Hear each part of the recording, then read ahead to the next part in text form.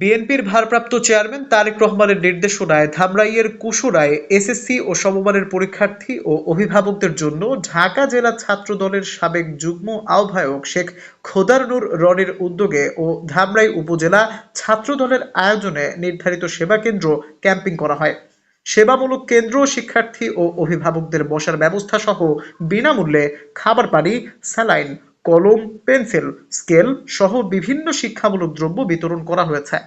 সেবামূলক কেন্দ্র পরিদর্শন করেন ধামরাই উপজেলা বিএনপির সভাপতি আলহাজ তমিজউদ্দিন। এ সময় আরো উপস্থিত ছিলেন কুশুরা ইউনিয়ন বিএনপির সাধারণ সম্পাদক হুমায়ুন কবির, উপজেলা কৃষক দল সভাপতি নজরুল ইসলাম, যুবদল নেতা ফারুক হোসেন, কুশুরা ইউনিয়ন ৩ নং ওয়ার্ড বিএনপির সভাপতি সেলিম হোসেন, সাংগঠনিক সম্পাদক নুরুল ইসলাম, যুবদল নেতা লিটন, নেতা জিয়া, সাইবার ফোর্স সভাপতি ইয়াসির আরাফাত হিমেল, নবযুগ ডিগ্রি কলেজ ছাত্রদল নেতা রায়হান মিয়া, পৌর ছাত্রদল নেতা ইসমাইল হোসেন রনি, ধামরাই সরকারি কলেজ ছাত্রদল নেতা সজীব চৌধুরী।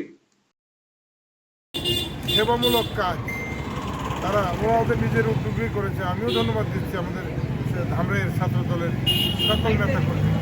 আপনি জানেন প্রচণ্ড রোদ, এই বৈশাখ মাসে প্রচণ্ড রোদের মধ্যে এসএসসি পরীক্ষা হচ্ছে বিভিন্ন জায়গায়।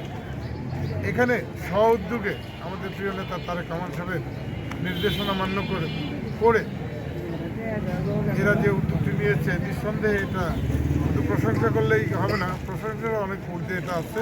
আমরা আশা করতেছি যে আমাদের এই নবীন ছোট ভাইয়েরা, ছাত্রদলের নেতাকর্মীরা আগামী দিনে, অর্থাৎ এখন তো চলছেই, এই এসএসসি থেকে আমরা যাব ধামরাইয়ে প্রত্যেকটা কেন্দ্রে কেন্দ্রে যে অভিভাবক, ছাত্রছাত্রী যারা তৃষ্ণার্ত হবে বা যারা হালকা সমস্যা পড়বে, হালকা ফার্স্ট এইডের দরকার হবে, কারো যদি কোনো পছন্দ হয়, কোনো বই গুরুত্বপূর্ণ নেওয়ার, আমরা এখান থেকে ফ্রি দেওয়ার ব্যবস্থা করছি।